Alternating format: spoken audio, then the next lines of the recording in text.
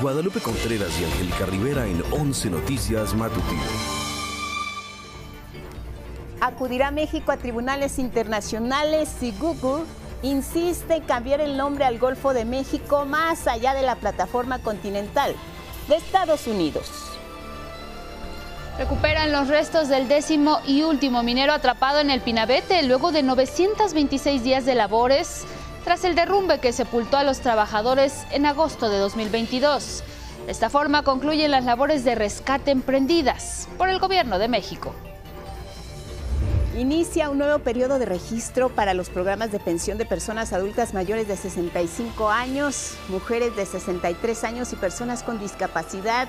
Aquí le tendremos los detalles sobre los días en que deben acudir a los más de 2,000 módulos en todo el país.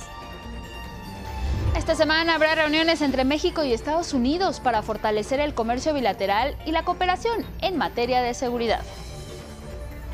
En el mundo, inicia en Arabia Saudita la reunión entre las delegaciones de alto nivel de Estados Unidos y Rusia. Son las primeras conversaciones entre ambos países en busca de restablecer las relaciones bilaterales y sentar las bases para negociar el fin de la guerra en Ucrania. Y en la cultura, como parte del conservatorio Cartas que abrieron horizontes en el Palacio Postal, se leyeron cartas de mujeres y hombres que transformaron el país y forman parte de nuestra historia, tal como Miguel Hidalgo, Benito Juárez, Francisco I. Madero e Ifigenia Martínez. Rata inmunda, animal rastrero, escoria de la vida, adefesio. Desde muy pequeña destacó por su voz, que usted puede apreciar, Francisca Viveros Barradas, mejor conocida como Paquita, la del barrio. Falleció este lunes a los 77 años de edad. Fue allá en su hogar en Veracruz, dejando al mundo de la música de luto. Fue conocida por su carácter único y sus letras cargadas de sentimiento y protesta, como esa canción que escuchamos, Rata de dos patas, 3 veces te engañé, El consejo, Las mujeres mandan, Juro que nunca volveré, entre muchas otras que mantendrán vivo su legado musical. Descanse en paz. 3 veces te engañé, 3 veces te engañé.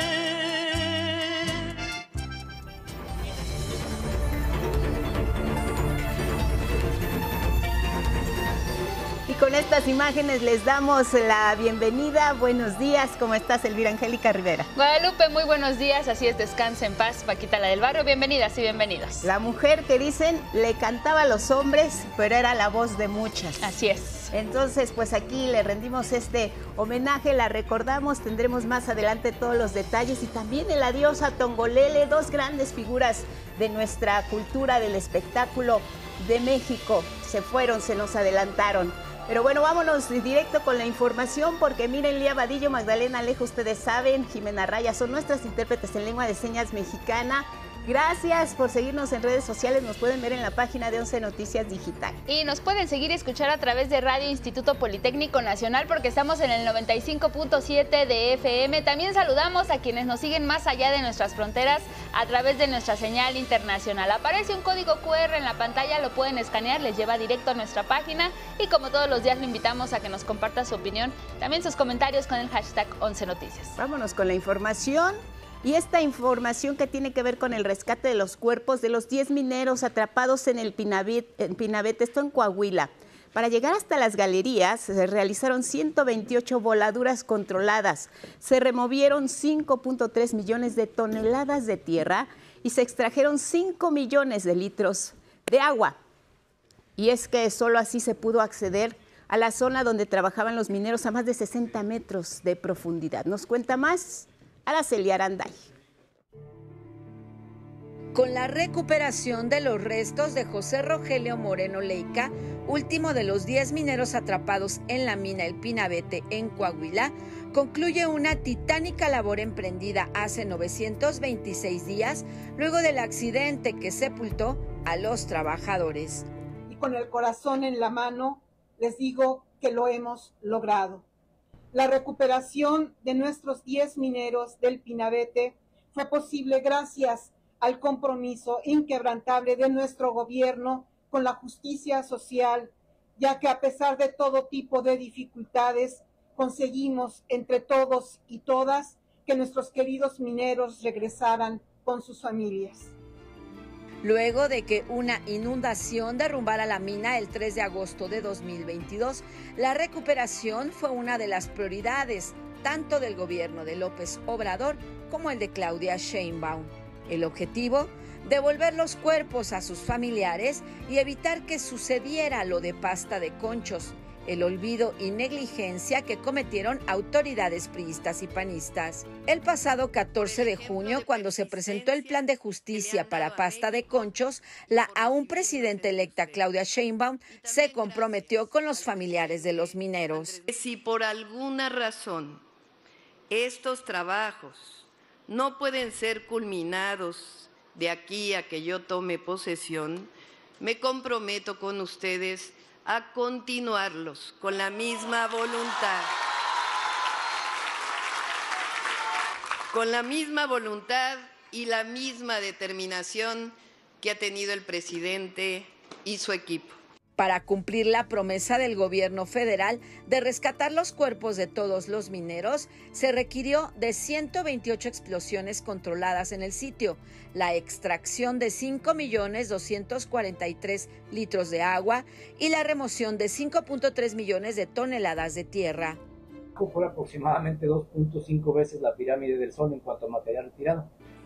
El próximo jueves, los restos de José Rogelio Moreno Leica, último minero rescatado, serán entregados a sus familiares. 11 Noticias, Araceli Aranday. Y en otros asuntos, la defensa de la soberanía mexicana respecto al respeto del Golfo de México podría llegar a tribunales internacionales, y es que la presidenta Claudia Sheinbaum reiteró que Google no tiene facultad para cambiar el nombre del Golfo de México. Por eso, el gobierno federal expresó su inconformidad en una segunda carta enviada a la plataforma digital. Refirió que de continuar con el cambio de nombre se llegará a tribunales internacionales.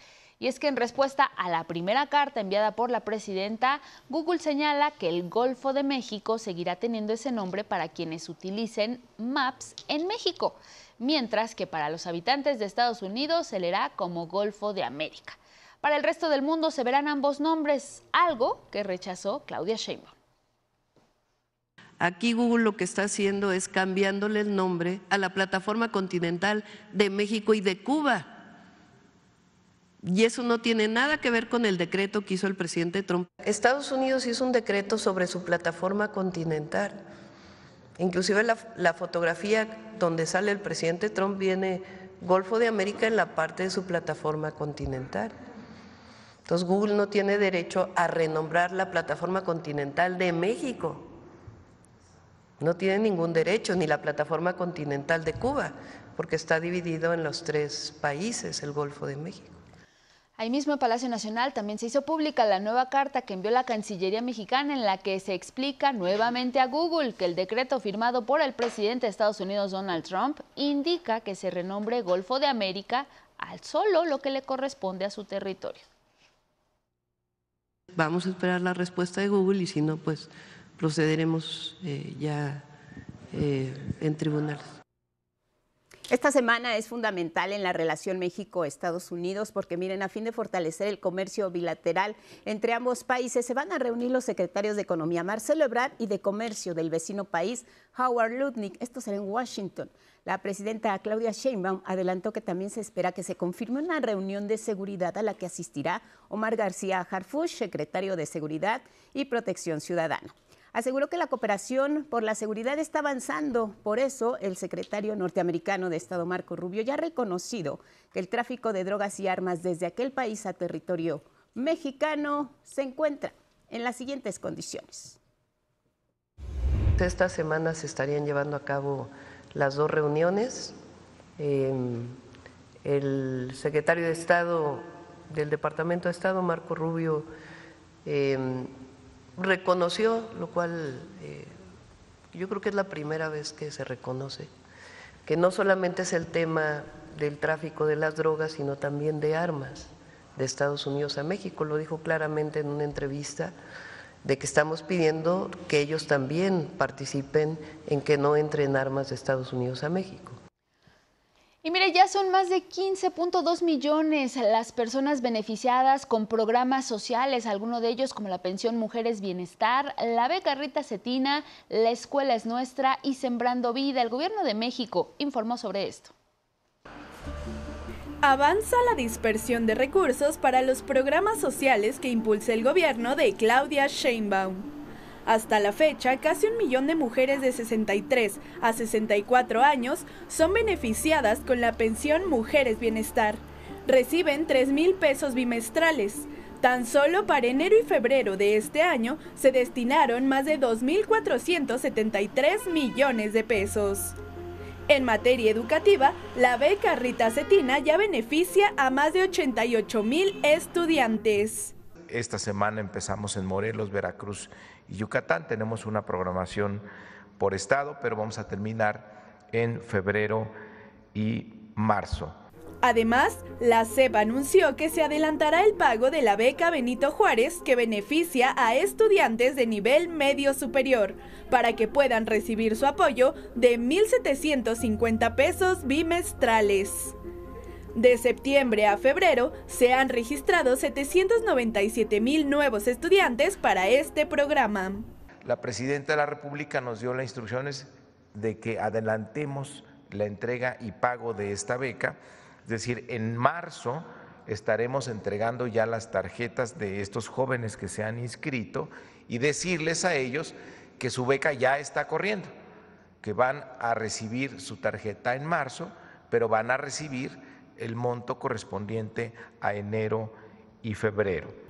Para la Escuela es Nuestra, programa con el que se dan apoyos económicos directos a los planteles educativos, el gobierno federal destinará 25,000 millones de pesos a la rehabilitación, equipamiento, ampliación de espacios y ampliación de servicios de alimentación saludable de 74,100 escuelas, beneficiando así a más de 8,221,000 estudiantes.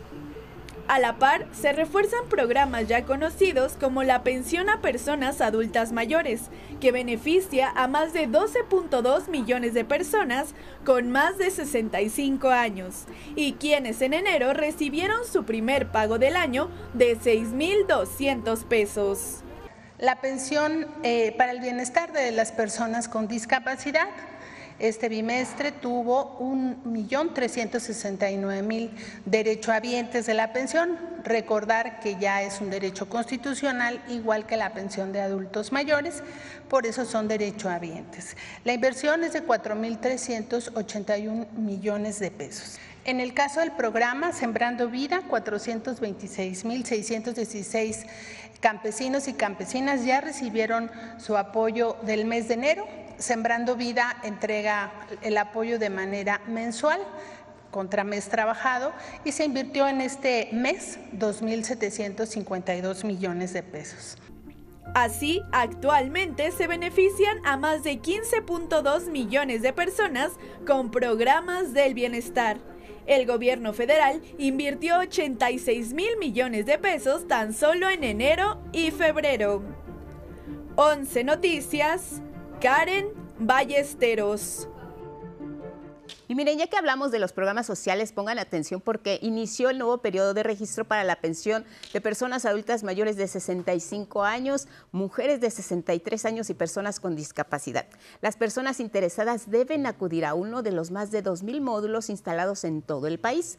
Pueden ubicar el más cercano a su domicilio en la página de internet ubicatumodulo.bienestar.gov.mx. Tendrán que acudir en la fecha que les corresponde según la inicial del primer apellido. Los requisitos son los que siempre nos piden en cualquier trámite. Identificación oficial vigente, hay que llevar una CURP reciente, su acta de nacimiento, un comprobante de domicilio, proporcionar un teléfono de contacto y en caso de vivir con alguna discapacidad hay que presentar el certificado médico que lo acredite.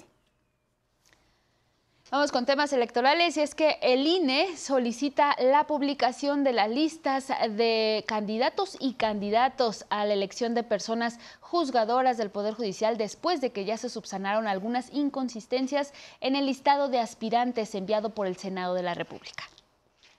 El Consejo General del INE determinó solicitar la publicación en el Diario Oficial de la Federación, así como en la Gaceta del órgano electoral, los listados de candidaturas para la elección de personas juzgadoras.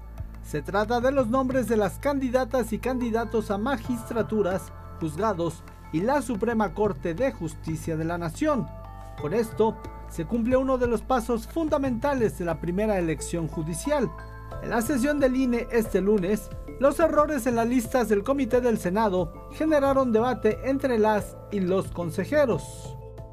La función del INE únicamente fue de recepcionar los listados y no de corregir errores que provienen de origen desde quien nos remitió la información.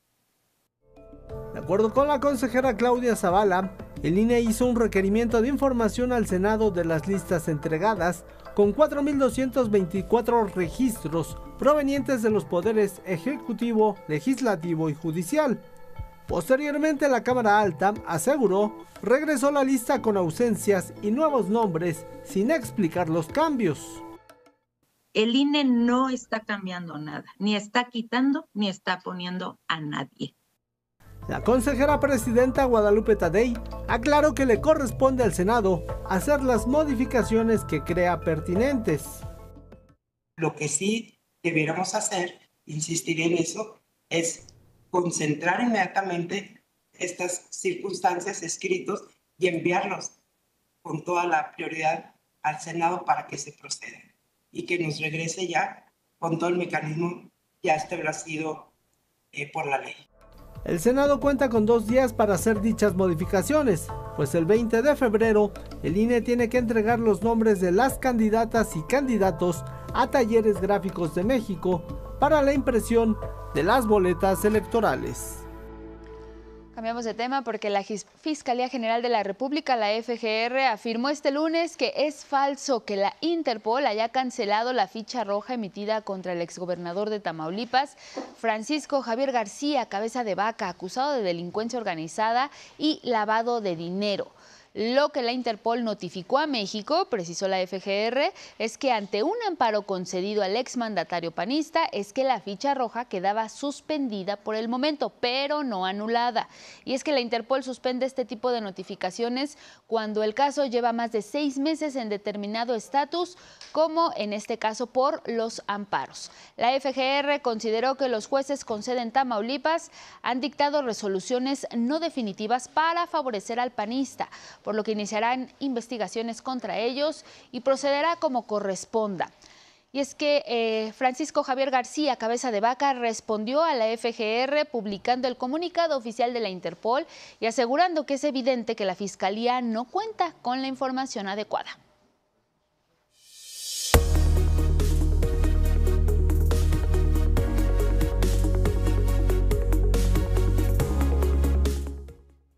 A las 6:25 en la hora del centro vamos a revisar nuestro portal y las planas de algunos de los diarios de circulación nacional. Ya lo sabe que en nuestro portal encuentra toda la información que necesita saber y conocer, por supuesto, nuestros espacios matutino, meridiano, nocturno, 11 Lab, los sábados y dominical. Se transmiten en tiempo real, en vivo, al momento en que los estamos realizando. También destacamos la información de las últimas 24 horas y, por supuesto, si ustedes quieren resaltar algo en particular, por ejemplo, si le doy clic en esta nota, confirman que un mexicano iba en avión que volcó a Toronto, de inmediato se despliega toda la información con fotografías incluso de lo que ocurrió. Afortunadamente y hasta ahora todo quedó en un susto. El mexicano que iba en este avión que volcó en Toronto está ileso, es lo que reportan las autoridades. Sin embargo, sí hay una persona que se reporta en una situación más complicada. La fotografía, la presencia de las autoridades que acudieron de inmediato frente a esta emergencia. Las últimas noticias, entre ellas, filtran parte eliminada de entrevista a Milei. México será sede del Tour Mundial de Voleibol de Playa. Washington y Moscú listos para dialogar. El tema de Ucrania sigue ocupando también las planas internacionales. de inmediato le pueden dar clic y regresan a lo que es ya nuestro formato de plana, como lo conocemos en 11 Digital. Vámonos a revisar los diarios, que es lo que presentan esta mañana. Iniciamos con el Universal. Por supuesto, los temas centrales tienen que ver con la relación México-Estados Unidos, la estrategia que tiene Estados Unidos para acabar con los cárteles. Tiene 6 líneas, dice el Universal esta mañana. También destaca el adiós a las divas. Paquita, la del barrio, y Tongolele, por supuesto.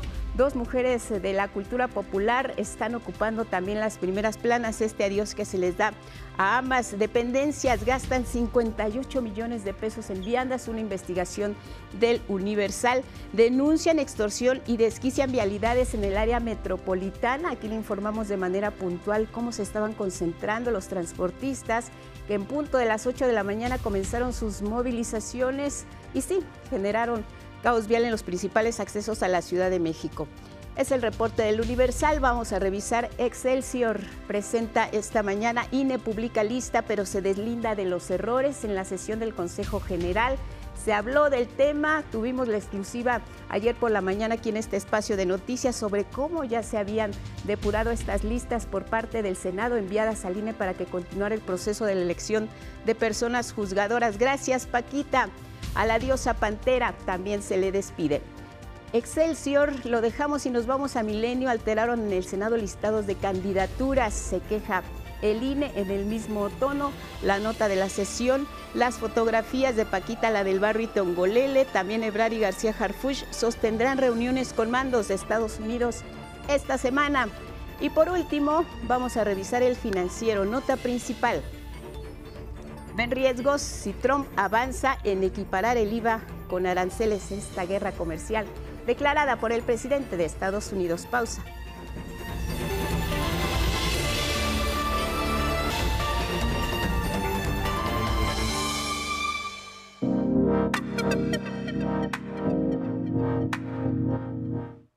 Queremos agradecer la presencia esta mañana en el estudio de 11 Noticias de Jorge Mario Martínez Piva, director de la sede subregional de la Comisión Económica para América Latina, con sede en México, la CEPAL. ¿Cómo estás? Bienvenido, Jorge, un gusto. Muchas gracias. Buenos días, Guadalupe. Gracias por invitarme. Al contrario, gracias. La CEPAL hace un trabajo extraordinario en el continente. Tiene una labor de apoyar todos los programas y proyectos de desarrollo en distintos países. Cuéntanos cómo están trabajando con México, Jorge. Era muy interesante. La CEPAL es una comisión económica. Nuestro mandato es regional y es de apoyo, acompañamiento para el desarrollo de los países. Eso significa que no trabajamos dando instrucciones de qué hacer, claro, sino que acompañamos. Y en el caso de México hemos tenido, de hecho tenemos muchas áreas de trabajo, pero quisiera enfocarme en la parte de desarrollo económico específicamente y sobre todo algo que tiene que ver con el Plan México. Así es. Que es algo que está, digamos, moviendo las agujas de la direccionalidad del desarrollo de México. El 11 de enero tuve la gran oportunidad de acompañar al secretario Marcelo Ebrard a los diálogos que hubo regionales. Estuve con él en Aguascalientes, hablando sobre qué hacer para crecer más en México. México es un país que ha crecido poco, pero es toda América Latina, no es un problema exclusivo de México. Ha crecido poco en los últimos 20 años, 1.8 en promedio, y eso es insuficiente para generar empleo e ingresos fiscales que el país necesita. Y entonces ahí coincidíamos, el secretario Marcelo Ebrard, también el subsecretario Vidal Llerenas estuvo con nosotros, coincidíamos en que para eso es necesario hacer políticas de desarrollo productivo. Sin duda. En CEPAL lo llamamos políticas de desarrollo productivo, en algunos países lo llaman políticas industriales. Preferimos llamarlo de desarrollo productivo porque es más allá que la industria. Eso tiene que implicar los servicios, lo que hacemos aquí, televisión, música, finanzas, también agricultura. Y, por supuesto, industria, que en el caso de México es muy importante. En esos diálogos va uno ya identificando áreas de trabajo, áreas de coincidencia. Áreas de oportunidad. Áreas de oportunidad. Claro. Y yo creo que México tiene una gran oportunidad. El Plan México nos da una hoja de ruta. Y ahí ya identificábamos algunos elementos que yo creo que son importantes en los que estamos trabajando. Yo diría que el primero de ellos es el diseño de una política de desarrollo productivo. Así es. Y ahí coincidimos en que el Estado juega un rol fundamental. Es decir, el Estado es el líder que nos dice para dónde caminar.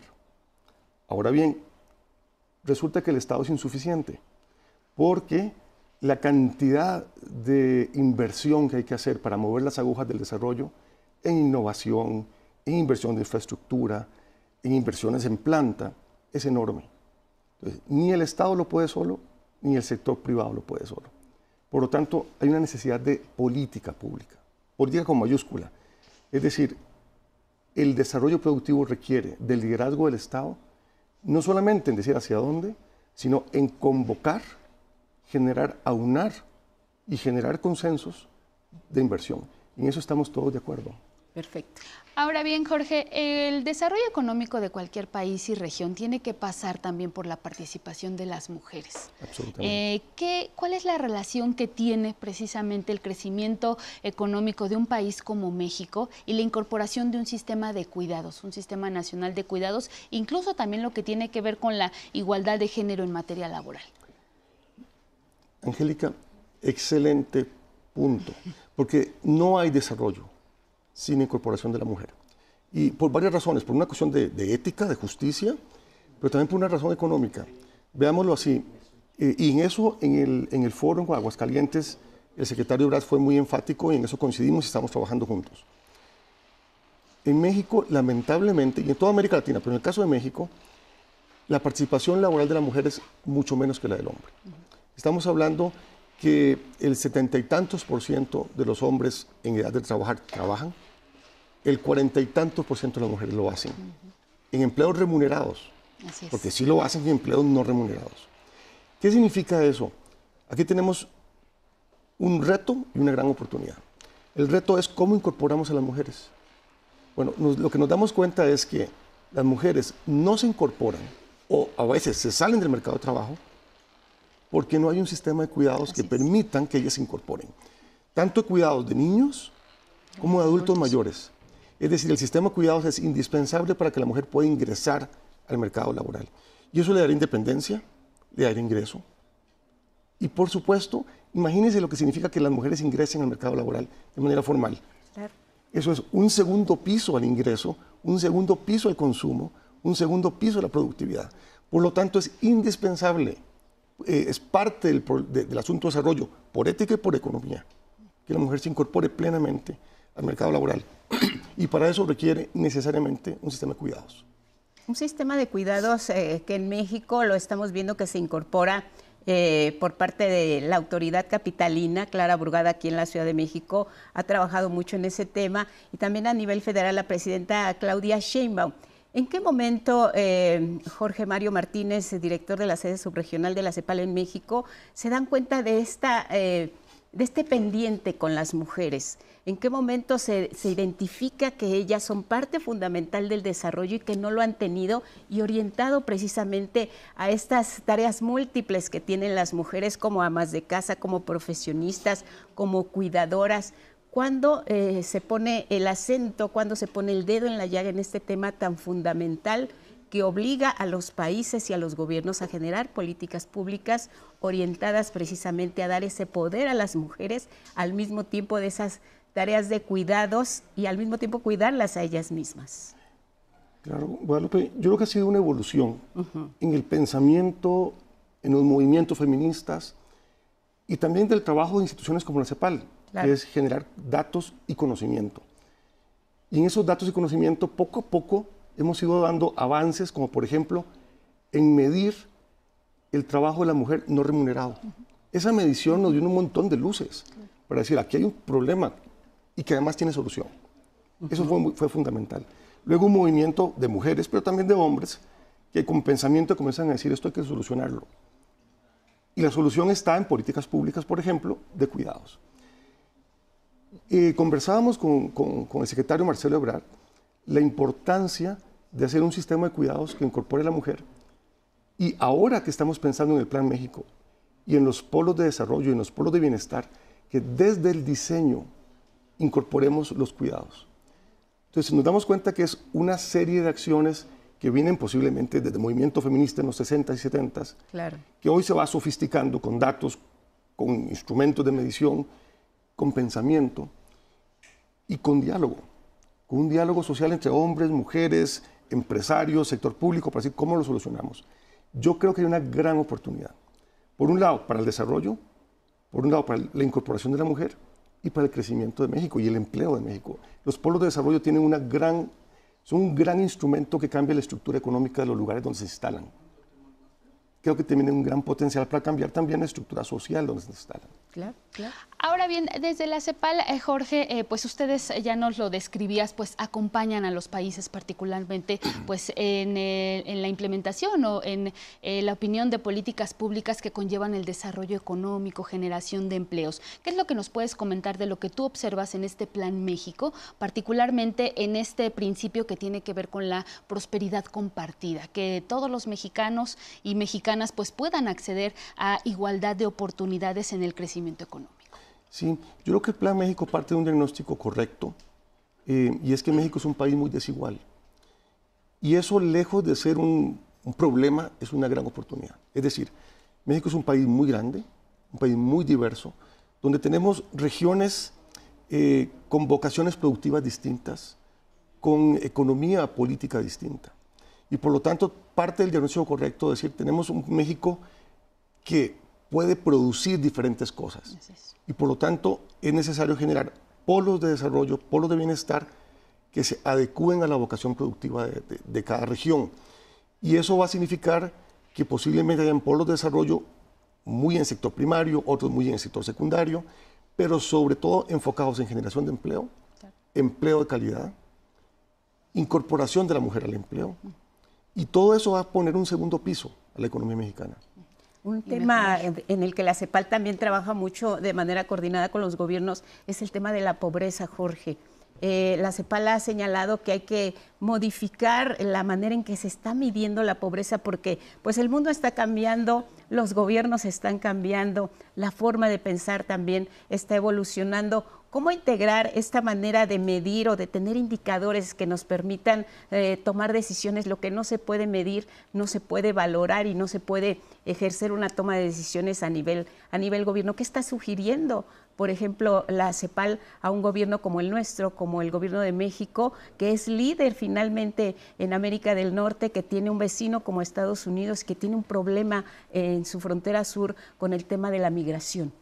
Sí, mire, empecemos por decir que México ha hecho un gran trabajo en materia de pobreza. Es decir, en los últimos años se ha reducido de manera significativa la pobreza, sobre todo medida como pobreza de ingresos. Sí. ¿Verdad? Sin embargo, la pobreza es más allá que los ingresos. Hay pobreza de tiempo, hay pobreza de ocio, ¿verdad? Y luego hay algunas áreas, volviendo al tema de género, por ejemplo, de desigualdades que también hay que cerrar. Y eso nos da una sociedad, digámoslo así, pobre en materia de igualdad. Sí, sí. Y yo creo que en ese sentido México está haciendo un trabajo extraordinario. El reto es enorme, porque como decíamos, es un país muy desigual, regiones muy desiguales, pero va por el camino correcto. En CEPAL lo que estamos diciendo es que es muy importante identificar áreas donde podemos trabajar e incidir rápidamente. Una de ellas, cómo cerramos las brechas en materia de género. Claro. Creo que hay una gran oportunidad porque eso dinamiza el resto de la economía. Así no solamente en ingresos, también en tiempos, también en dignidad, ¿verdad? Yo creo que por ahí estamos haciendo el trabajo bien. Y creo que además hay una cosa a nivel internacional. México tiene un liderazgo. Sí. ¿Verdad? Y con eso quiero anunciar algo más importante. En CEPAL, una de las formas de trabajar es que movemos las agujas, por decirlo así, del diálogo, del desarrollo, a través de conferencias que los países nos encargan. Sí. Una de esas es la Conferencia Regional de la Mujer. Y México va a ser la sede de la 16ª Conferencia Regional de la Mujer. Y es muy importante, porque eso va a ser la primera vez en la historia de América Latina. Ojo, y es la única región en el mundo que tiene una conferencia de este tipo. Y en esta conferencia se ponen metas a cumplir, compromisos de los países. Es la primera vez que va a ser en un país con una presidenta mujer, con una secretaría de la mujer, y va a ser en México, que está muy comprometido con el multilateralismo, que al final es eso, una conferencia. Es un acuerdo entre países para mover las agujas. Y todo eso nos ayuda a reducir la pobreza. ¿Tiene fecha ya para la realización de la conferencia? La semana del 12 al 15. Del 12 al 15. De agosto. De agosto. ¿Invitarán a jefas de Estado de otros países, a mujeres representativas de otros países? Va a ser una gran conferencia La idea es que estén las ministras responsables del área, en algunos países son secretarias de la mujer, en otras son otras secretarías, otros ministerios, y la idea es que participe sociedad civil, Estado, tengamos un gran diálogo y llegamos a un gran acuerdo de cómo avanzar en esta agenda, que como les decía al final, reduce brechas y reduce pobreza. Sí, porque además es parte estratégica del desarrollo económico y social de los países. Absolutamente, ¿no? Y un tema muy importante, el tema de la conferencia va a ser la sociedad del cuidado. Bien, ahí está. Pues ahí está el dedo en la llaga, el tema central de lo que hoy esta mañana nos ha venido a platicar Jorge Mario Martínez Viva, director de la sede subregional de la CEPAL en México. Estaremos presentes en esa conferencia, Jorge, nos dará mucho gusto platicar incluso antes y después para conocer las conclusiones. Muchas gracias por habernos acompañado esta mañana. Encantado, y seguimos conversando. Seguimos conversando. Gracias. Buenos días. Buenos días. ¿Tenemos más? Así es, nos vamos con más información que tiene que ver con asuntos económicos generados en las últimas horas. La primera mandataria, Claudia Sheinbaum, recibió este lunes en Palacio Nacional a la presidenta global de Banco Santander, Ana Botín. Abordaron temas relacionados con inversiones y con la confianza empresarial en nuestro país. Al presentar los resultados del banco en Madrid, Ana Botín afirmó que México es uno de los países con mayor competitividad. Secretaría de Economía dio a conocer los lineamientos para uso del emblema Hecho en México. Entre los requisitos se contempla que los productos que lo ostenten sean fabricados, manufacturados o ensamblados con insumos de origen nacional en su totalidad y o que su manufactura se desarrolle en México sin importar el origen de los insumos, además de la puesta en marcha de acciones afirmativas respecto al cumplimiento de desarrollo sostenible de la Agenda 2030. Crece 0.2% la industria manufacturera. La encuesta mensual de la industria manufacturera presentada por el INEGI refleja que en diciembre el volumen físico de la producción de la industria manufacturera presentó un alza de 0.2% a tasa anual y las remuneraciones medias reales pagadas a los trabajadores aumentaron 5.8%. Mientras, el peso se mantiene sin cambios. En la jornada de este lunes cerró en 20.30 unidades por dólar, igual cotización que el viernes pasado. Y la Bolsa Mexicana de Valores, por su parte, inició la semana con un avance de 0.4% para colocar el índice de precios y cotizaciones en 54.291.64 unidades. Con información de Roberto Fuentes Vivar, Punto de Referencia.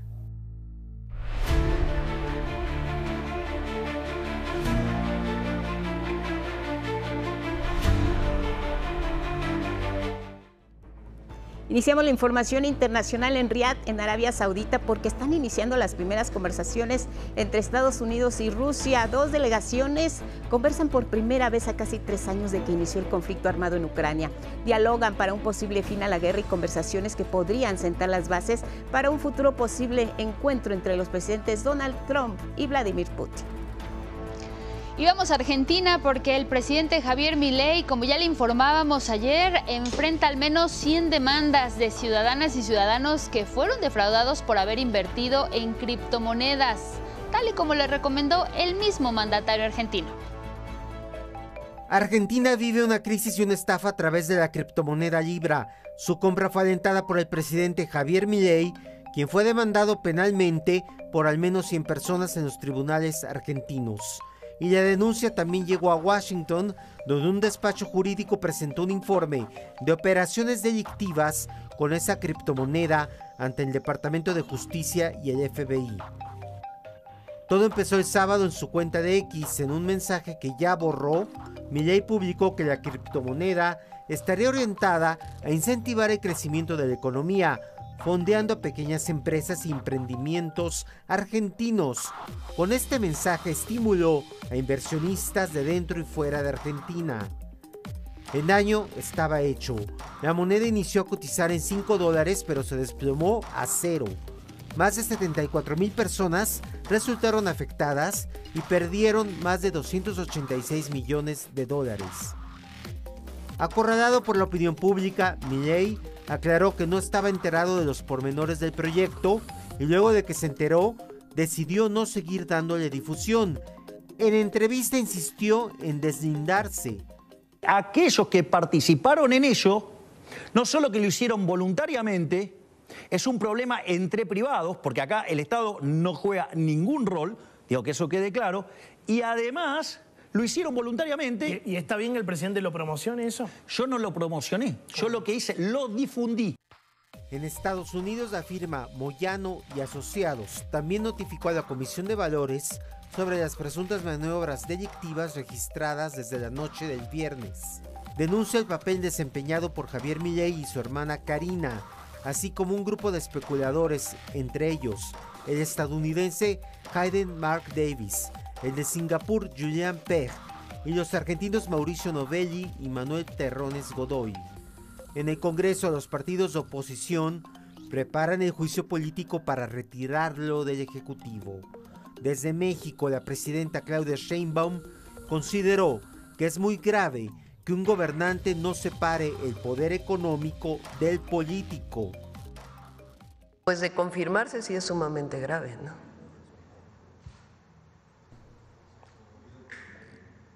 Sobre todo,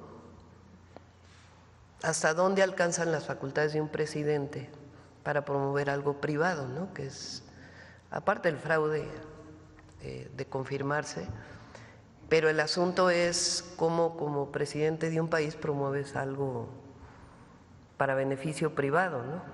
Que ahí pues hay un conflicto de interés evidente. 11 Noticias, Federico Campbell Peña. Y ya veíamos las respuestas del presidente Milei en esa entrevista y bueno, ahí mismo, en ese foro, en ese escenario, surgió otro escándalo porque en redes sociales se filtró sin editar y se ve justo un momento en el que uno de sus asesores del presidente Milei lo interrumpió para evitar una pregunta que según el guión a seguir, pues no debía hacerse en esta entrevista. Vamos a ver. La verdad, digamos, los temas jurídicos no son los míos. Sería imprudente de mi parte que te anticipe esto. Digo, esto quien seguramente mejor entienda en el tema es nuestro ministro de Justicia, Mariano Cunio Libarona. Él va a seguir toda la estrategia judicial, entre comillas. Digamos, bueno, es el ministro de Justicia, o sea, digamos, es el que entiende de estos temas. No, pero como es un tema en el cual participaste vos como ciudadano, además como presidente, por eso te lo pregunto. Pero de vuelta... Es bueno que lo señales como ciudadano, porque tuiteé desde mi cuenta personal. Sí, pero ya te diste cuenta que no, que sos presidente. Bueno, me lo dijiste antes. Pero sí, pero mi cuenta es mi cuenta personal. Está bien, pero sos el presidente. Fíjate que dice mi cuenta de Twitter, abrila. Economista, sí, ya sé. Ok. Pero sos el presidente. Sí. ¿Qué? ¿Con esa parte? Sí, no sé cómo venía. Bueno, ok. Sí, estoy... ¿Qué? Sí, yo sé por qué. Por el juicio. Sí, dime. Claro.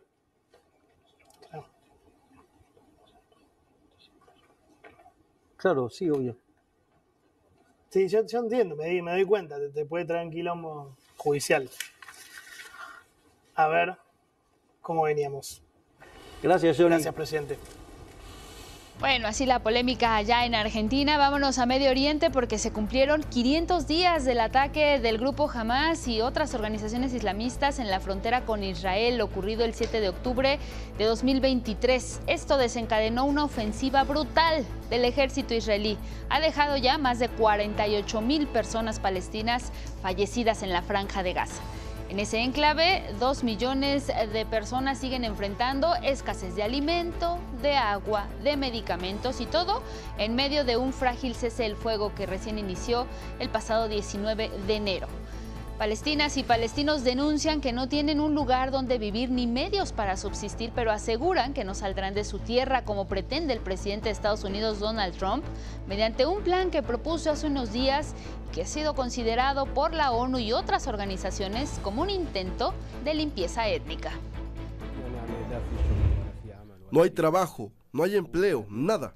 Y estamos sentados esperando que alguien venga y tenga piedad de nosotros, que nos dé comida y bebida. Antes de la guerra, uno solía proveer para una familia entera. No necesitábamos a nadie y no le pedíamos nada a nadie. En tanto, en diferentes puntos de Israel, manifestantes exigieron al gobierno del primer ministro Benjamín Netanyahu el regreso de todos los rehenes que faltan. Este fin de semana, el grupo Hamás liberó al 6º grupo de personas retenidas en Gaza, mientras que Israel excarceló a 369 personas de Palestina. 333 de ellas fueron arrestadas por el ejército israelí durante su primera incursión militar en la franja. No estaban condenados ni participaron en el ataque de Hamás del 7 de octubre de 2023. En Estados Unidos, miles de personas se movilizaron en varias ciudades contra las políticas de Donald Trump que se están adoptando en las agencias federales para despedir a los trabajadores. Los manifestantes consideran que es un presidente autoritario. En Washington, D.C., por ejemplo, y frente a la Casa Blanca, alertaron que esas políticas para reducir el gasto de gobierno atentan contra sus derechos y exigieron retirar al empresario Elon Musk del Departamento de Eficiencia Gubernamental, institución creada por Donald Trump. Las protestas más concurridas fueron en Nueva York, en Carolina del Sur y Denver, Colorado. Y vamos a Canadá porque un avión de la aerolínea estadounidense Delta se estrelló y volteó al aterrizar en el aeropuerto internacional Pearson, allá en Toronto. Al menos 15 personas resultaron heridas. A bordo viajaban 76 personas como pasajeros y 4 de tripulación. La aeronave había partido de Minneapolis.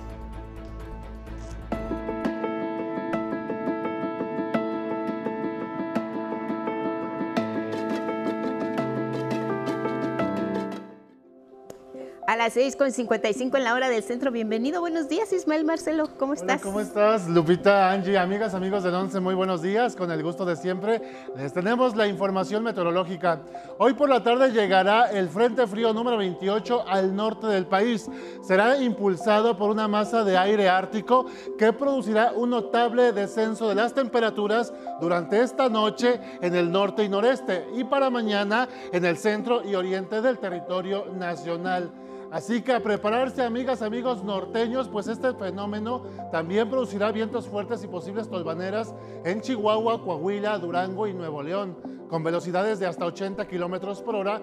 Y en el centro y sureste del país, los canales de baja presión y el ingreso de humedad proveniente de ambos océanos producirán lluvias y chubascos, acompañados de tormentas eléctricas y posible caída de granizo en Puebla, Hidalgo, Estado de México, Guerrero, Oaxaca, Chiapas y sur de Guanajuato. Pero donde el calor no da treguas en el Pacífico mexicano, ya que hoy nuevamente los termómetros superarán la barrera de los 35 grados Celsius en las costas desde Sinaloa hasta el sur de Chiapas. Por esto, recuerden usar protector solar, vestir ropa en colores claros, tomar agua de forma abundante y no exponerse al sol entre las 11 de la mañana y 4 de la tarde. Vamos ahora a nuestro pronóstico regional. En el sureste lloverá fuerte este día con tormentas eléctricas, especialmente en Guerrero, Oaxaca y Chiapas. El ambiente será fresco esta mañana y caluroso por la tarde, pero mañana tendrán viento del norte en el litoral veracruzano y en el Istmo y Golfo de Tehuantepec. De igual forma lloverá fuerte con posible caída de granizo en Puebla, Hidalgo, Estado de México y en el sur de Guanajuato. Para la capital del país esperan algunos chubascos acompañados de descargas eléctricas y unas temperaturas de 23 a 25 grados. En Campeche, Yucatán y Quintana Roo también volverán a subir los termómetros por el aire cálido que llegará del Mar Caribe. Algunas lluvias se esperan en Quintana Roo y las temperaturas rondarán los 30 a 35 grados. Para el occidente mexicano dominará cielo medio nublado con chubascos acompañados de tormentas eléctricas, especialmente en Michoacán. En toda la región tendrán ambiente caluroso con máximas cercanas a los 20 grados Celsius, 20-30 grados Celsius, Lupita. Bueno, pues por lo que nos cuentas, Ismael, el calorcito comienza a sentirse, nos falta poquito para la primavera, pero sí, ya sube el termómetro. Así es, pero mañana descienden las temperaturas aquí en el Valle de México, Lupita, así es que hay que prepararse porque el invierno no termina. Bueno, pues calor y frío, como las cebollitas, ¿no? Las cebollitas, Lupita, eso es la mejor forma de cuidarse.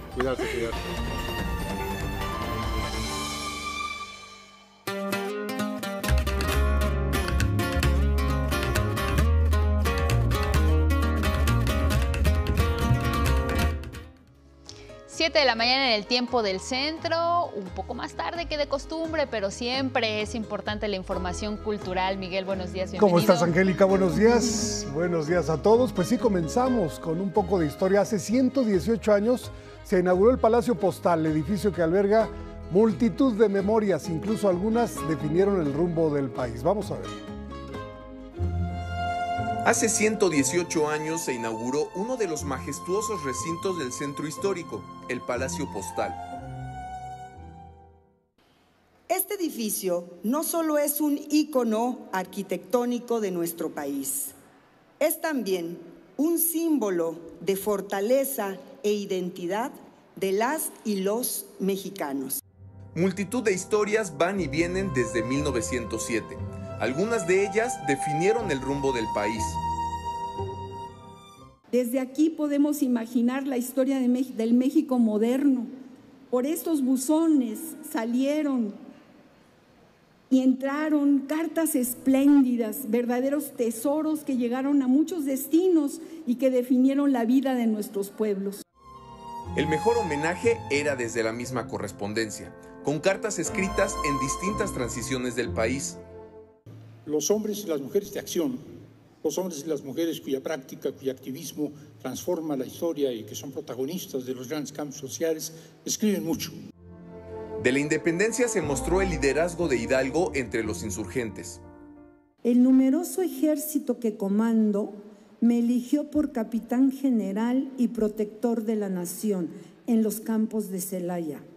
La misma ciudad, a presencia de 50,000 hombres, ratificó esa elección que han hecho todos los lugares donde he pasado. De la Reforma se evocó el compromiso social de Benito Juárez. Es impresionante ver las cartas de todos. Ellos siempre se preguntan por las esposas, se preguntan por las enfermedades, siempre están pendientes, ¿no? Incluso ya de regreso en México, no solo fue por la condición de exiliados que estuvieron al pendiente. Sobre la revolución destacó que gracias a un hábito de Madero se conoce a fondo su figura. Madero tenía una compulsión por escribir. Madero escribía todos los días. Y a diferencia de otros personajes históricos importantes, hombres y mujeres, en donde tenemos muchas lagunas acerca de lo que pensaban, de lo que decían, de lo que querían. Y del siglo actual se habló del humanismo mexicano, con citas de la activista Ifigenia Martínez. En tiempos del desarrollo estabilizador, el nacionalismo seguía vigente y aunque había críticas válidas hacia el gobierno, los círculos políticos que estaban más dinámicos eran los del PRI. Estas fueron algunas reflexiones que dejó el conversatorio Cartas que abrieron horizontes. Con imágenes de Cristian Aguilar y José Navarro, 11 Noticias, Mauricio Romo. Bueno, con la presencia de la escritora Elena Poniatowska se dio a conocer la 4ª edición de la Feria Internacional del Libro de Coyoacán, que tendrá como invitados de honor a Japón y Coahuila. La FICCO ofrecerá más de 200 presentaciones editoriales, conversatorios, homenajes, documentales y espectáculos escénicos, con la participación de más de 125 casas editoriales nacionales e internacionales y más de 750 sellos editoriales. Entre otras actividades, entregarán un reconocimiento al escritor e ilustrador Bernardo Fernández Beff por 35 años de trayectoria. La cita es del 7 al 16 de marzo en el centro de Coyoacán. La edición 13 de la Feria Internacional de la Lectura Yucatán tendrá alrededor de 700 casas editoriales y la asistencia como invitada de honor de la Universidad Veracruzana. Más de 130 expositores entre casas editoriales, universidades aliadas, instituciones públicas y librerías. Juntos traerán cerca de 500 sellos editoriales y una oferta de más de 10,000 títulos con opciones para todos los públicos. Bueno, entre otros reconocimientos, el escritor Alberto Ruiz Sánchez recibirá el Premio de Excelencia en las Letras José Emilio Pacheco. La cita en el Centro de Convenciones de Mérida del 22 al 30 de marzo. Vámonos al libro del día, es Eduardo Galeano, Las orillas del silencio, de Román Cortázar, coedición de UNAM, siglo XXI y la Universidad de la República de Uruguay. Este libro en voz de su autor. Algunos dicen que es un ensayo literario, pero no es un ensayo. Un conjunto de relatos a ratos No es un conjunto de relatos, es una biografía que decidió no ser una biografía. Yo, si acaso puedo definirlo de alguna manera, es la biografía de un estilo. No es la biografía de Eduardo Galeano como persona, sino la biografía de su forma de escribir. En realidad, el libro es un tejido. No me propuse dividirlo por capítulos estancos, sino más bien conforme el propio oleaje del libro me permitiera ir hablando de Eduardo. La mejor forma de abordarlo como escritor, desde la literatura. Bueno, y luego con el 11 avanzamos 26 páginas de Brevísima promesa de un bosque de Alicia Pérez Helguera, editado por Abismos. El X de hoy es de Luz y dice: los viajes, tanto como la privación de ellos, nos construyen para emprenderlos, conducirlos y llevarlos a buen término. Nacimos dotados de piernas y brazos. Gracias por esta aportación. Seguimos leyendo. Hoy se cumplen 87 años de la partida del poeta argentino Leopoldo Lugones. En Sonora, el poema del día, Amor Eterno, que en alguna parte dice: deja caer las rosas y los días una vez más. Segura de mi huerto, aún hay rosas en él, y ellas, por cierto, mejor perfuman cuando son tardías. Quien lo solicite lo comparto completo por X, @Miguel D, solo la D, L.A. Cruz. Hasta aquí Cultura. Buenos días. Pues Miguel, las cartas siempre nos traen bellos recuerdos y ojalá que siguiera esa costumbre de mandar cartas, ¿no? Aunque ya estemos en la era digital. Mira que el edificio que tiene el correo como edificio central, emblemático, histórico, pues bien apoya lo que dices. Sí, exacto. Y además también es una buena oportunidad para hacer un recorrido por ese recinto que también tiene mucha historia, particularmente incluso de su arquitectura, ¿no? Se puede visitar, es cierto. Sí, es cierto, y tiene visitas guiadas. Pues Miguel, muchísimas gracias. Nos vemos mañana. Nos vemos mañana. Vamos con más información contigo, Lupita. Gracias, Angie. Hablemos de este asunto que tiene que ver con la Ciudad de México. Miren, la Fiscalía investiga los hechos en los que Fátima, estudiante de la secundaria 236 de Iztapalapa, resultó lesionada al caer de un tercer piso. Se informó que Fátima era víctima de bullying por ser fan de la cultura coreana y el K-pop. Derivado de esto, en diciembre la familia de Fátima presentó una denuncia por maltrato estudiantil y 3 días después de su caída ocurrida el 4 de febrero, el padre de la menor presentó otra denuncia, esta vez ante la Fiscalía de Justicia Penal para Adolescentes. La Fiscalía Capitalina informó que realiza entrevistas al personal del plantel educativo y a otras personas de la comunidad escolar para esclarecer el caso. En tanto, la menor se encuentra hospitalizada, recibe atención médica y el apoyo de autoridades educativas y del gobierno de la capital. La ha tenido una intervención quirúrgica, apoyo psicológico, también sigue en el hospital, sigue con todas las atenciones. Ha habido un acompañamiento desde que ocurrieron los hechos, pues parte del gobierno de la ciudad y también de la autoridad educativa de la Ciudad de México, de la Secretaría de Educación Pública. La Fiscalía está investigando, o sea, el video que está circulando, que dicen que es la niña Fátima, es falso. Es importante desmentir eso. No es esa secundaria. El propio director de la secundaria ha corroborado pues que esa no es. No hay elementos ahora para definir exactamente cómo sucedieron los hechos, pero hasta el momento no hay información de que la hayan empujado. Y bueno, mientras esto se investiga, es importante hablar del acoso escolar o el bullying. Y es que, mire, hay que recordar que es una forma de violencia dirigida a una persona en concreto.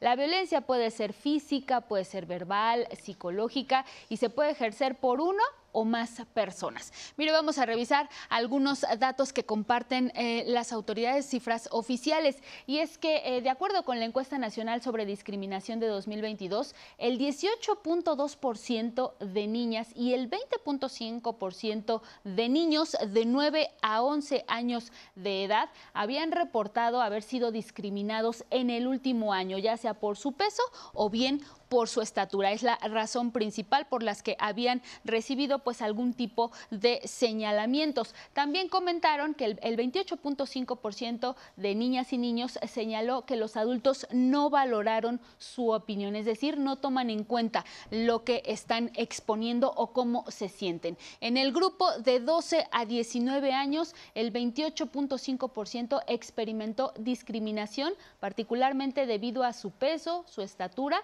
y también también su forma de vestir. Es lo que manifestaron de 12 a 19 años estos niños. Ahora bien, el 17.2%, de acuerdo con esta encuesta, de las infancias entre 9 y 11 años recibieron burla por parte de sus compañeras y de sus compañeros, o bien por apodos que no les gustaban. El 11.4% fueron rechazados o pusieron a sus compañeros en contra. Y esta encuesta nos dice que el 9.1% también reportaron haber sido físicamente agredidos, amenazados, golpeados o empujados. Es muy importante debido a lo que estamos escuchando con la información pues reciente de esta situación en una secundaria. Ahora, estamos ya en la era digital y este acoso pasa a esos espacios, a los espacios digitales. Y mire ahora, de acuerdo con el estudio del módulo de ciberacoso de 2023, esto del INEGI, el 35% de los hombres y el 32% de las mujeres recibieron mensajes ofensivos a través de las vías digitales, el 26% de los hombres y el 19% de las mujeres a través de llamadas ofensivas.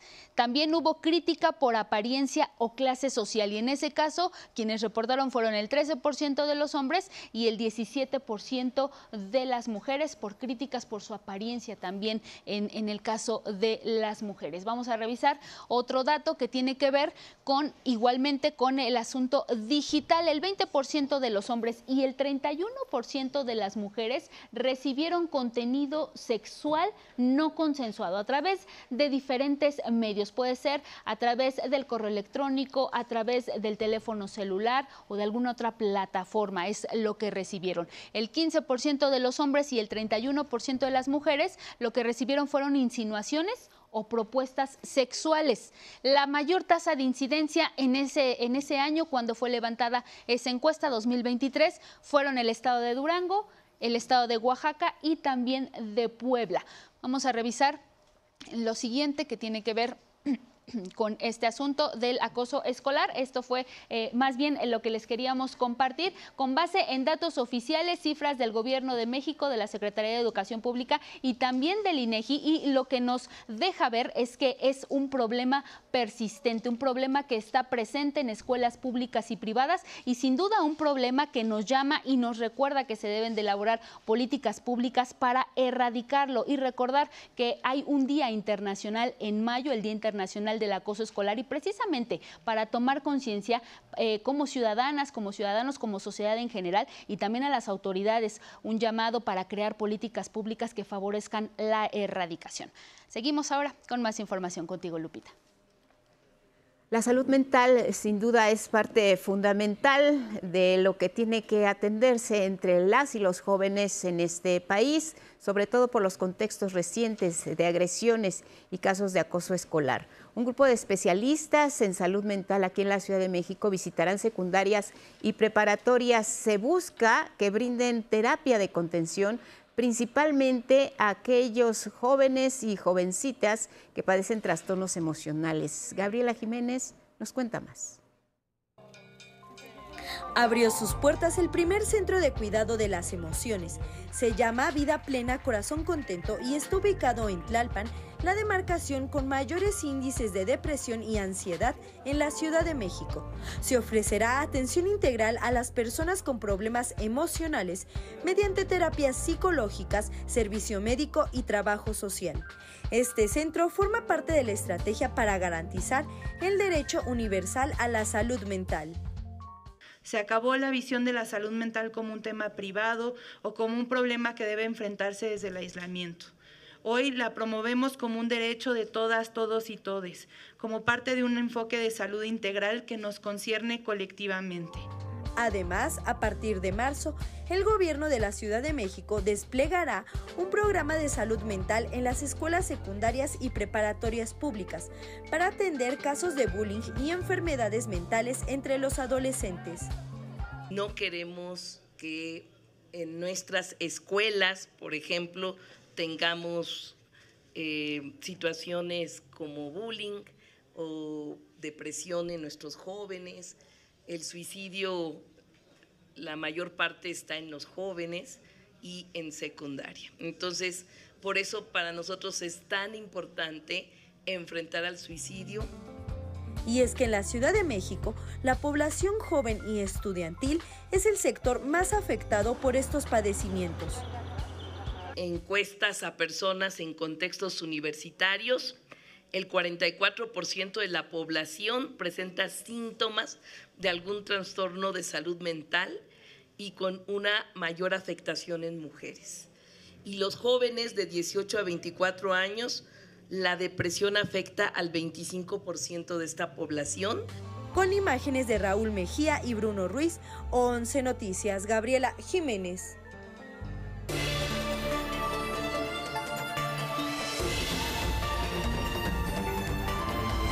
Bueno, pues es momento de la información de ciencia. Ya está con nosotros muy temprano y lista Itzel Gómez Gurrola. Itzel, buenos días, bienvenida. Angie, Lupita, muy buenos días a todos allá en casa. Las mariposas monarcas vuelan desde Canadá y Estados Unidos a los bosques de México. Aquí hibernan y al llegar la primavera, después de madurar y reproducirse, emprenden el vuelo de regreso al norte. Aquí les contamos la historia.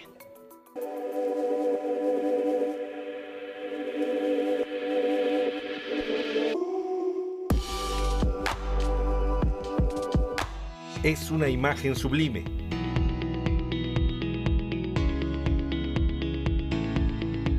El revoloteo de las monarcas entre los alargados oyameles del centro de México.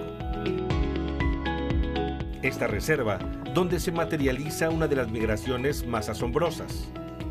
Hoy parece que se sabe mucho de este fenómeno. Sin embargo, fue descubierto apenas hace 50 años, en enero de 1975, por los naturalistas Kenneth Brugger y Catalina Aguado. Revelaron un Edén mexicano en la portada de Nat Geo. Antes de esto, nadie sabía por qué, previo al crudo invierno de Canadá y Estados Unidos, las mariposas se dispersaban. Seguirles el rastro permitió reconocer que hibernaban en colonias de los estados de México y Michoacán, donde ahora se monitorean año con año y donde existe una reserva de la biosfera. Han llegado a los sitios que históricamente llegan. Históricamente se tiene un registro de 23 colonias, todas se monitorean, todas se visitan, todas se están monitoreando, todas están midiendo, haya o no haya. El hallazgo de este poderoso aleteo hizo volar la imaginación de entomólogos. Así se comprendió el gran secreto. Las monarcas de Norteamérica viven solo de 2 a 5 semanas. Pero en el otoño aparece una generación llamada Matusalén, capaz de vivir de 5 a 9 meses. Eso le permite volar desde Canadá y Estados Unidos a los bosques de México e hibernar. Una vez que llega la primavera, maduran, se reproducen y emprenden el vuelo de regreso. ¿Cómo lo hacen? Sus organismos de solo medio gramo experimentan algo conocido como diapausa. La temperatura ambiente y los periodos de luz solar le indican al metabolismo que debe hacerse más lento para hibernar. Con la llegada del calor antes de la primavera, todo cambia. En los bosques de la monarca en Michoacán, aunque todavía no es primavera, ha comenzado a sentirse el calor y este es un factor muy importante, pues no solamente despierta a las mariposas y las hace volar, genera un fenómeno extraordinario. El calor también las hace madurar sexualmente y así se preparan para emprender el vuelo hacia Estados Unidos y Canadá y completar su migración anual. Esta situación sorprende y al mismo tiempo preocupa si consideramos el calentamiento global. La baja e inconstante afluencia de la llegada de las monarcas cada año muestra que hay un problema. En el invierno de 2023-2024, sus colonias ocuparon menos de 1 hectárea. Además, han comenzado a llegar fuera de tiempo. Hay algunos años que se ha ido en febrero, otros que se ha ido en marzo. La temporada 22-23, incluso hubo unos sitios donde se fue hasta la primera semana de abril, ¿no? Entonces es variable. Ante esto se toman medidas por parte de diversas instancias civiles, de gobierno y ejidatarios.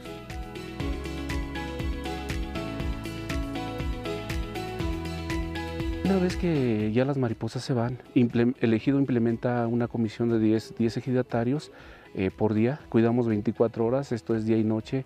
No tenemos tala clandestina. Son algunos retos que deben atenderse para preservar el poderoso aleteo de la monarca. Con imágenes de Raúl Mejía y Andrés Reyes, 11 Lab, Rafael Guadarrama. Y bueno, las inundaciones, tormentas, olas de calor y sequías han sido los eventos climáticos que más han afectado a nuestro planeta en los últimos años. Entre 1993 y 2022 murieron más de 765,000 personas en todo el mundo. Y más de 9,400 fenómenos meteorológicos extremos provocaron pérdidas directas de casi 4.2 billones de dólares. Estos son algunos de los resultados que se publicaron en el Índice de Riesgo Climático 2025, donde toman datos del Banco Mundial, el Fondo Monetario Internacional y la Base de Datos Internacional de Desastres. Analizan los impactos de los fenómenos meteorológicos en 3 categorías de peligros: el hidrológico, meteorológico y climático. Este informe analiza esos peligros en los 2 años anteriores a la publicación del informe, así como en el periodo de 30 años anteriores. En el caso de México, podemos observar que en el mapa, en el periodo de 1993 al 2022, México tenía un riesgo relativamente bajo, mientras que para el 2022, el siguiente mapa, podemos observar que este riesgo subió. El color se intensificó y eso también tiene gran relevancia porque en un periodo muy corto podemos ver que este riesgo se intensificó. Otro dato relevante es que 7 de los 10 países que tienen mayores riesgos, pertenecen al grupo de países de altos ingresos, también tienen mayor riesgo. Esto quiere decir que, por ejemplo, Estados Unidos, al ser un país con un nivel económico más alto, también va a estar impactado por estos riesgos. Y lo vimos también en el caso de los incendios en California. Y bueno, también esta evidencia refuerza el impacto a nivel mundial y la necesidad de crear medidas de adaptación para todas las sociedades. Hasta aquí la información de ciencia y tecnología, medio ambiente. Es que interesante el tema de las mariposas. Me queda la duda si solo las Matusalén son las que migran de Canadá y Estados Unidos a México por el lapso de vida que tienen, porque las otras pues tienen un periodo muy corto, ¿no? De subsistencia. Hay algunas que solamente llegan y precisamente se quedan acá y mueren. Pero sí hay, principalmente es esa especie la que sí puede llegar a migrar y viajar tanto tiempo precisamente por su periodo de vida. Hay mariposas incluso que llegan a vivir una semana, ¿no? Pero depende de cada especie. La gran ventaja también de esta especie es que es resistente también a estos cambios climáticos y adaptativos. Sin embargo, obviamente también un cambio de clima más amplio o a largo plazo, como lo podemos ver, pues eso afecta a la larga a estas poblaciones de, pues en este caso de las mariposas y en general en todo tipo de las poblaciones de animales, a la larga va cambiando esos patrones que evolutivamente han desarrollado. ¿Y hay una manera de distinguir a las Matusalén de las otras mariposas que viven menos? Pues hay algunas, o sea, de hecho se puede ver hasta en sexos, por ejemplo, tanto en hembras como en machos. Y hay unas, están abiertas y tienen una especie como de ojitos. Estabas buscando ahí. Estaba tratando de ver si se podía ver alguna imagen, pero pues casi todas tienen esta característica que es el color naranja con negro y algunos puntitos blancos, pero pues el tamaño es un tamaño promedio.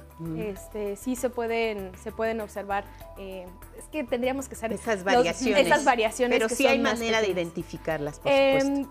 Sí hay manera. Hay ciertos patrones, por ejemplo, también cuando se avistan las aves. Los biólogos, obviamente, hay especializados que se dedican a aves, entonces pueden encontrar estas diferencias a simple vista. Nosotros, esa es la gran relevancia también, podemos tener esta cultura para poder observar la naturaleza, podemos observar estas especies, porque a partir de hasta de rasgos que son patrones de colores o formas, podemos ver si es de una especie u otra. Nosotros tal vez no lo notemos a simple vista, pero sí se pueden también notar.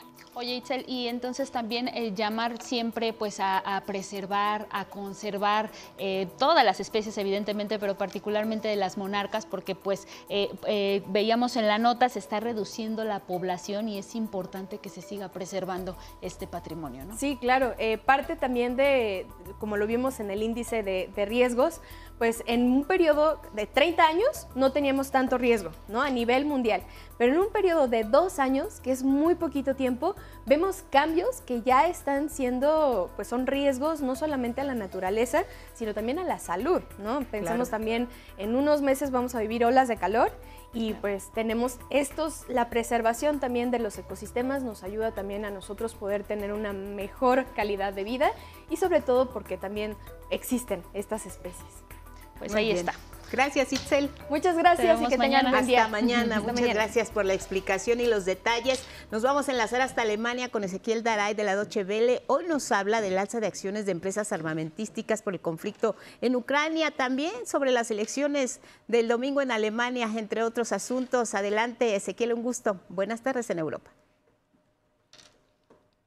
Semana clave en los mercados porque se está discutiendo el futuro de Ucrania, el futuro de Europa, el futuro de la OTAN y justamente uno de los temas principales es cuánto se aumentará el gasto en defensa, que hoy se ha fijado en un 2% para los miembros de la OTAN, pero podría llevarse incluso hasta 3%, siendo que muchos no llegan a cumplir esto del 2%, y esto podría significar un incremento del gasto en defensa total de hasta 175.000 millones de euros por año. La gran discusión ahora es cómo financiarlo, si a través de bonos comunes, cómo lo hará la Unión Europea, siendo que muchos estados son deficitarios. Y esto ha provocado en las bolsas un rally alcista que comenzó ayer de las empresas armamentísticas. Otro gran tema también aquí en Europa son las elecciones en Alemania, el motor de la economía europea que va a cumplir o va a cerrar este año seguramente su tercer año consecutivo de recesión, cosa que es inédito. Bueno, este domingo habrá elecciones y si bien el favorito es el partido CDU-CSU, los conservadores que están proponiendo desregular la economía, están proponiendo rebajas de impuestos, están proponiendo modernizar el Estado, todas cosas que al mercado le suenan muy bien. No queda claro todavía cómo podría llegar a formar gobierno y qué tanto poder va a tener para llevar a cabo todas esas reformas económicas que la economía alemana necesita para justamente salir de la recesión. En cuanto a los commodities, vimos 2 días seguidos de subida del precio del Brent y esto se debe a un hecho puntual que fue el ataque con drones ucranianos a un oleoducto, a una base de producción de petróleo rusa y ha reducido temporalmente la oferta.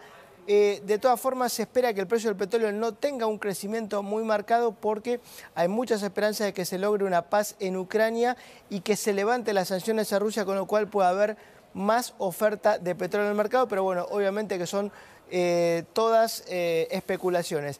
Finalmente, la Unión Europea informó ayer un récord histórico en cuanto a su superávit comercial. Esto ocurre en medio de las amenazas de Donald Trump, que ha iniciado ya un proceso para aplicar aranceles recíprocos.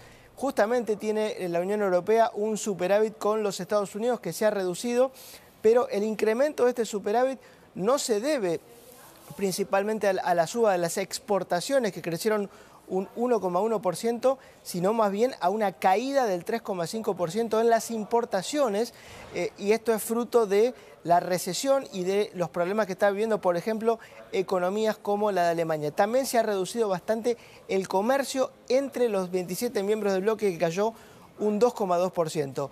Noticias que mantienen a los mercados volátiles en una semana clave. Semana clave de la que estaremos pendientes. Gracias, Ezequiel. Un abrazo. ¿Tenemos más? Así es, vamos a cambiar completamente de tema y es que, mire, le vamos a compartir este show que se llama Entre Ardidas. Y es que hay imitadores de María José, de Lupita D'Alessio, de Thalía, de Yuri, también de Karin León, de Cristian Nodal, hasta de Alejandro Fernández. Este show deleita al público cantándole al desamor. Las ardidas le cantaron al desamor.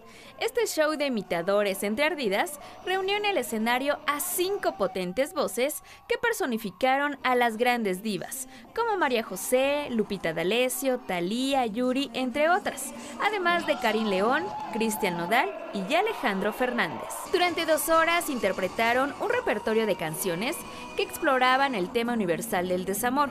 con voces y movimientos que parecían casi idénticos a los de los artistas originales, deleitaron al público con temas de despecho como No me acuerdo, Primera cita y Ya Dios amor.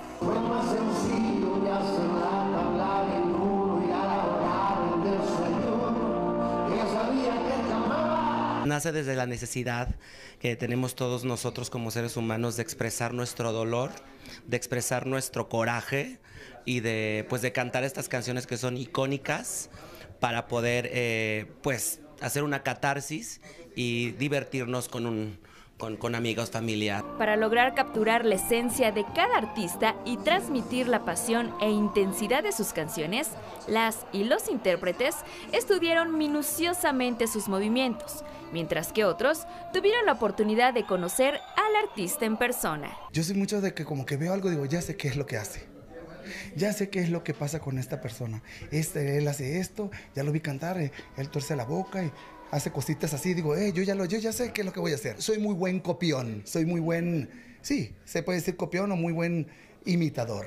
La gente me dice, oye, pero es que veo que hasta bailas como él, digo, porque yo lo veo lo que él hace. Con Cristian Nodal ya tuve la oportunidad de conocerlo. De hecho, la disquera de JG, que es la de Nodal, me invitó al Palenque de Tlaxcala, lo pude conocer y le pude como agradecer que pues sin saberlo él me ha cambiado la vida para bien. 11 Noticias, Paola Peralta. Más información en 11 Noticias desde Palacio Nacional. Regresamos al estudio ya en la recta final de nuestro espacio noticioso. Paquita, la del barrio, falleció este martes en su natal Veracruz. Le tenemos todos los detalles. La voz de Paquita fue sinónimo de despecho con canciones de desamor y contra de ellos. No había nada igual en la música, por lo que algunos calificaron sus canciones en el género de protesta, aunque Paquita tenía otra opinión. Son como protesta, o sea, es un reclamo al hombre. Entonces, por eso se puede decir que son de protesta, pero no, más bien es un reclamo al amor, ¿no? ¿Es su voz o es la de todas las mujeres? Yo creo que de todas. Claro que Dios me envió aquí a hacer lo que hago, ¿no? Y por medio de mi voz, pues mucha gente se identifica con mis canciones. Y es que Paquita fue capaz de decir lo que siempre se nos ordenó callar. Pues nos dio mucha voz, ¿no? A lo mejor con sus canciones para poder decir lo que lo que se tenía que decir, como se tenía que decir, ¿no? Y creo que eso es el legado que también nos deja Paquita, la del barrio. Sin importar el estrato social, los llamó rata de dos patas, taco placero y acompañada del mariachi hasta los mandó a saludar a la suya. Me saludes a la tuya. Durante una de sus presentaciones, Paquita vio entrar a su segundo marido después de días desaparecido por la parranda. Desde el escenario gritó una frase que se quedó grabada como autógrafo para el resto de su vida. Me estás oyendo, inútil, llena del infierno. Le dijo inútiles a todos, hasta Bad Bunny, el día que recibió el Billboard a la trayectoria artística. Muchísimas gracias.